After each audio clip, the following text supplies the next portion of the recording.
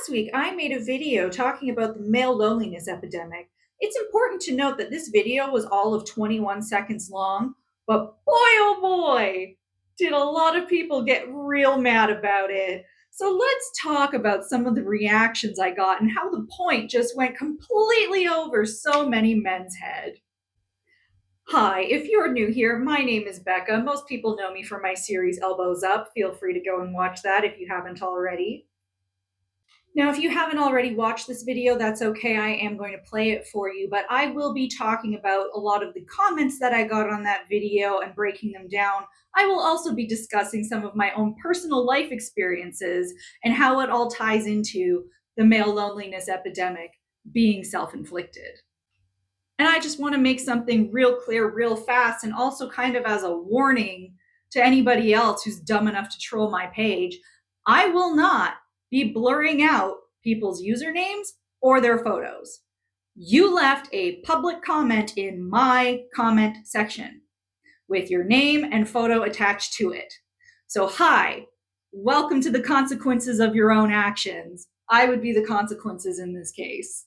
If you want to say stupid shit online and expose yourself for the creep that you are, well, that's on you, and I hope you learn from this. Now, just so we're all on the same page, I am going to play the video for you that really, really upset a lot of guys. Here it is. Oh, hi. I just watched a video on TikTok of a woman confronting a man who was taking photos of her ass in a convenience store, and he was proud of it and he wasn't ashamed at all. And I would just like to take this opportunity to remind everybody that the male loneliness epidemic is self-inflicted. That's all. Let me tell you, I was not surprised by the reaction that I got, but boy, oh boy, did the men on YouTube really, really hate it.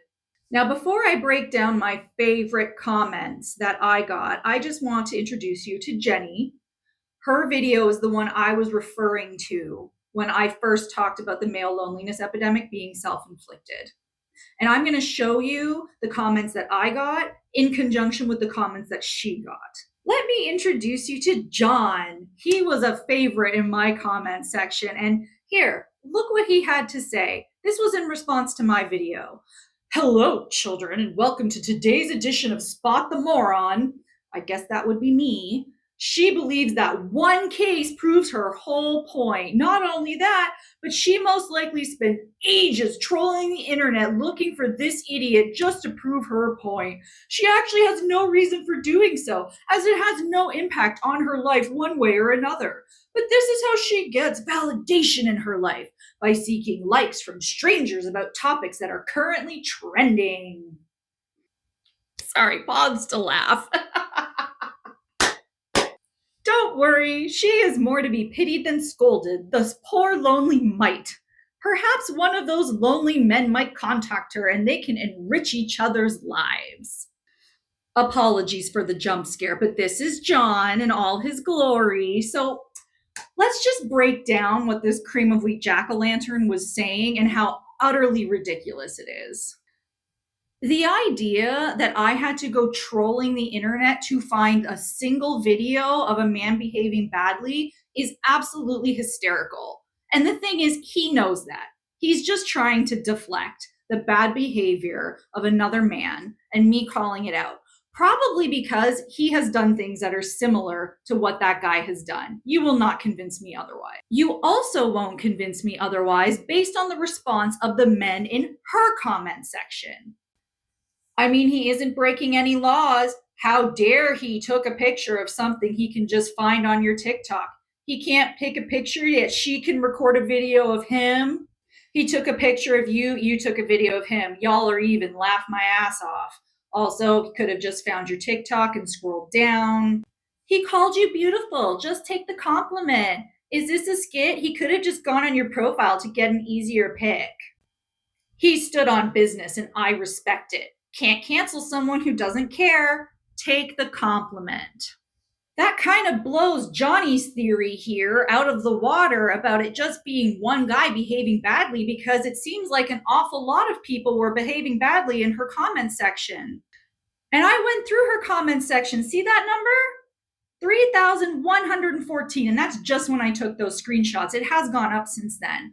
An overwhelming amount of them were men applauding what he did, making excuses for it, or blaming her. And let's just make something crystal clear. I am aware that when you are in public, you do not have an expectation of privacy. However, the difference between her uploading photos of herself versus someone taking them in public is consent. And it is a lot different than just taking a random photo of a store and someone happens to be in the background versus sneaking up behind someone and taking a photo of their ass without their permission, and also trying to do it without their knowledge, because most people don't actually want to get caught. This guy has probably done that so many times that he doesn't care because he's never been held accountable. I hope the internet finds him and ruins his day. No impact on my life, huh? Well, as I showed you, over 3,000 comments, many of them whooping what this guy was doing. Like, way to go, buddy. Enjoy your little fat session later on when you're by yourself. I have also experienced this. And do you want to know how old I was when it started? I was 11 years old when I started getting catcalled. That's when the street harassment started. The cars would honk their horns. Creepy old men would be leering at me while I was walking my dog. It was also shortly after then that I got stalked for the first time. So the house that I grew up in is directly behind like a little plaza. So it was super common for me and my siblings to go over there to pick up things, particularly like snacks and stuff, especially on the weekend. And as I got older, I didn't need to go with a parent or my older sibling. I could go by myself. And there was a guy there that my sister and I had both dubbed creepy old guy. This is what we called him. We didn't know his name. We just called him creepy old guy because he would always be hanging out at that plaza. And if we walked by, he would do this. He would just watch us. He would whistle. He would make like noises at us. Again, I was like 11 or 12. My sister would have been about 15. So one day I was by myself and he's there and he does it again. And I'm like, this is so gross. So I turned around and I said, what is wrong with you? I'm a kid. Why are you doing that? And his response, of course, wasn't one of shame and embarrassment. He started telling me to fuck off. I'm ugly. You're a bitch. Again, I was a child. This was his response to catcalling me. And I told him, you fuck off, and started to walk home. Now, this is a pretty long plaza. So as I'm walking and I get to where I'm going to turn to go back to my house, I got that feeling up the back of my neck like something ain't right. So I quickly whipped around and what do I see? This guy ducked behind a car. Now, I had two options at this point because my parents were not home at the time. It was just me and my sister and my younger brother. I was pretty fast as a kid, and I'm like, I could sprint and make it into our house before he rounds this corner. But if I don't do that, he is now going to know where I live. So do I run and do a whole bunch of detours around the neighborhood before I go home? Or do I just take my chances and bolt and get into the house as quick as I can? And that's what I ended up doing. And I had closed the front door just as this guy was rounding the corner. And my sister and I watched from our living room window, peeking out, as this guy was looking all over the place trying to find me. And later that evening, because we were worried that he was going to be walking around a lot, we were kind of keeping an eye on it. He was following someone else. I learned at a very young age that men are not safe to be around and I cannot trust them. And I told you this story because it kind of ties into a follow-up video that I made. And of course, off-brand Mr. Clean, he showed up in the comment section of that video too. Maybe you're the one who needs attention and validation since you keep showing up in my comment section. So this is the video. Feel free to go and watch it if you want, but if you can't really see what it says there, it says, not all the apples are poisonous, save yourself. I have been saving myself since I was a child, because that story I just told you, this was in broad daylight. There were plenty of other people around. And when I was shouting at this guy, that he was harassing me and catcalling me, again, a child, a prepubescent one. Nobody stepped in. People just walked by. No one came to the aid of a child. And furthermore, they didn't come to my aid later when I was a teenager. When I was in high school, I had a very diverse friend group. It was actually pretty evenly mixed between the girls and the guys. And in fact, several of the guys that I hung out with in high school were on the football team. So these were not like little dudes by any means. They were big, they were strong. And one night we were all out at a friend's show. We had several friends who played in a band, and we went and saw their show. We're in downtown Toronto. We all got on a streetcar to come home, and there was a very intoxicated man who started harassing one of my friends. He wouldn't leave her alone. He was making her very uncomfortable, and she clearly didn't know what to do. She was doing this. She was like, leave me alone, go away, go away. He was in her face. He was in her space.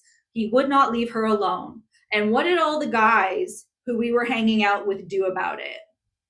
They did nothing. Actually, that's not true. They laughed because they thought it was funny that this guy was so drunk and hitting on my friend. Again, we were all teenagers. This was an adult, so gross. Guess who came to my friend's defense? Me. I did. I scooched over because I saw none of the guys who could easily kick this man's ass and throw him off the streetcar are going to do anything. I slid over, put my arm around my friend, and said, no, she's not interested in you. This is my girlfriend. Fuck all the way off. And the second I did that, all the other girls came in and were like, yeah, go away, beat it, beat it, beat it. And finally, he slithered away because, safety in numbers. And again, all of our guy friends were laughing hysterically, thinking this was funny. Now, they weren't on his side.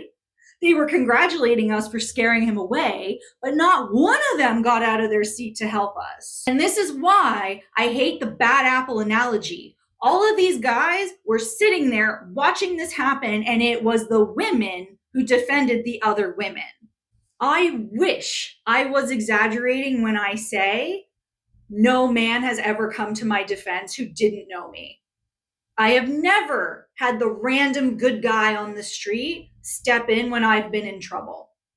It has always been other women. And when it comes to my guy friends, few and far between when they've ever kind of been like, hey, maybe leave her alone. Hey, this isn't cool. It has happened, but almost always it has been women. And it has certainly never been a stranger who has come to help me that's been a man.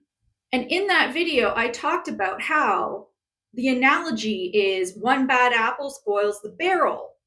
So you're supposed to remove the bad apple from the barrel so that the rot doesn't spread and more apples get infected and then go bad and you lose more of your good apples. And of course, John showed up to let his opinion be known. Reading this hurt my brain. Because in his head, what I'm saying is to remove this problem male means that I want them to have gender reassignment surgery or I want them to be like, that's the conclusion he came to. Honey, the calls are coming from inside the house. The person who's terrible inside the head is not me. I'm going to try and use small, simple words so that Timu Lex Luthor understands what I'm saying, but when we talk about removing one bad apple, it is about men holding men accountable and not letting behavior like what you saw in the original video I was talking about slide. Look how many men were in that comment section seeing absolutely no problem with what that guy was doing. They thought it was funny. They thought, well, you know what? I probably would have done the same thing. What's the big deal? He just took photos of you. It's not a crime. There are a lot of things that are not crimes that are still immoral and creepy as fuck. And I shouldn't have to explain that to you, but, well. Women have been talking about how men make us feel unsafe pretty much since the dawn of time. And if other men held men accountable, say if you saw that man in the store taking photos of her ass, or if you had confronted the guy harassing me as a child, that's what we're talking about. Because why would this guy change his behavior if he never gets called out on it, if he's never held accountable? And when other men make excuses for it. No one came to help me when I was a kid. No one came to help her in that store. And everybody online let her know that there's plenty more men just like that who she can't trust. How many times have women said to men in their life, hey, your buddy makes us all uncomfortable. We don't like the way he looks at us. We don't like the things he says. It makes us feel unsafe. And what is the response?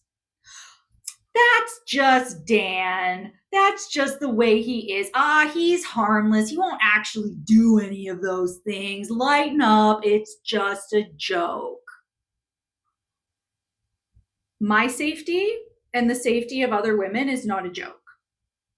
More often than not, the people who take us out of the picture are our intimate partners, or men we know, men we have rejected, men we don't want to have anything to do with. I want to take this moment to explain to all the guys who left comments like this. Pause if you want to read. But the patriarchy hurts you too. Listening to these red pill bros who tell you all of your problems are because of women is hurting you far more than I ever could. I understand that meeting new people is hard. It takes courage to ask somebody out, and it is upsetting when you get rejected. I know this because I've also been rejected. There were men that I wanted to date, I wanted to have a relationship with, and they didn't want to have a relationship with me. And I was upset by it. That's totally normal. Do you know what I did? I went and got some of my favorite foods. I put on some of my favorite movies, and I had a little pity party on my couch and cried and ate my feelings. And then I got on with it and I moved on. He doesn't want me. That's it. He said no. You have been conditioned by the patriarchy to not take no for an answer. Just keep trying. She doesn't actually mean it. Maybe just show up at her work, show her that you really care. I don't think you realize how upsetting and unsettling that is. How many people have shared stories from their own family where grandma and grandpa only got married because he quite literally kidnapped her? I wish that was an exaggeration. And the thing is, even though I was upset by my rejections, I didn't stalk the guy. I didn't threaten the guy. I didn't show up and try and kidnap him and force him to love me. I accepted the rejection. Too many of you think it is the old days where we are still property and you can do what you want. Those days are done. They're not coming back. And that is why more and more women are choosing to remain single instead of settling for somebody who doesn't respect them.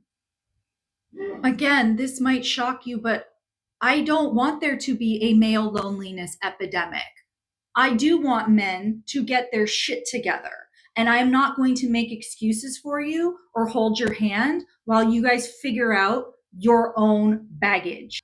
I have spent years working on myself. I have spent years breaking down the internalized misogyny that I have. It's an ongoing process. But you don't want to do that. At least some of you don't. You want to blame women. And that is why you're alone. And that is why your life is not going to get any better. Women are not going to fix your problems for you. You, as a gender, need to fix your problems yourself. Men need to form community the way women do. Men need to talk about their feelings and frustrations with other men. You need to hold each other accountable. You need to encourage each other. You need to look out for one another. And until you start doing that, you're going to be like this guy. So yes, when I say the male loneliness is self-inflicted, it's because it largely is. Because men refuse to evolve and change. Again, not all men, for the ones in the back who are ready to click, click, click away. Some of you get it. And to the ones that get it, and to the ones that step up and try and make positive change, I thank you. Because whether I like it or not, men tend to listen to men a hell of a lot more than they listen to women. Your voices do matter. and we thank you for speaking out. Now let's end this video on a funny note, because how could we forget my buddy John? He left some of the most hilarious comments on my videos that I haven't shown you yet, and it just kind of proves how unbelievably stupid trolls are. So this was the second time he commented on one of my videos, and this is my response. I was like, oh, it really triggered you. Like, you just don't seem to get the point. And, here he is. Yeah, idiots annoy me. I guess I'm the idiot, but it's fine. I've finished with you. And then, you're watching this video, so I'm not finished with you. You get to be the star of the show. And, I could care less if I really tried, but honestly, you're not worth the effort. And this is why I think trolls are so stupid. You keep coming back. You love to boost my content. Good boy. If you think any of those comments that I got upset me and deeply wounded me, they didn't. And in fact, you guys all helped boost my video in the algorithm. I got a lot more views than I normally do on my original video. So thanks, guys. Well done. You did a good job for Auntie. You can go take a sweet out of the jar. Seriously, trolling is so stupid and an unbelievable waste of time. I never, ever go to someone else's page and write nasty comments. Because if I don't like your video, the last thing I want to do is boost it further. The algorithm doesn't care if the view is a positive or a negative one. It just sees it as a view. And he came back and commented on my video multiple times. So well done, little fella. You boosted me. I, in fact, gained a whole bunch of new subscribers, partially because of you. So pat yourself on the back. Unbelievable. So that's all I have to say on the topic. I hope that clears things up for people as to why women don't feel safe, you're feeling lonely, and the problem is not going to fix itself. You have to work on yourself. If you enjoyed this video, please give it a like and a share. Do all the things, press all the buttons, leave a comment down below. And what topic should I talk about next? Well, I'm sure the comment section won't disappoint me on this video as well. So maybe there'll be a part 2 sooner than we think. Oh, and one last thing to all the guys who left comments being like, well, she's never going to find a man. She's going to die alone. Enjoy your cats. I've been with the same man for nearly 13 years. In fact, it'll be our 13th anniversary this November. So go us. Like I said, not all men are lonely. Some of them know how to treat a lady. Have the day you deserve, everybody. Until next time. Bye.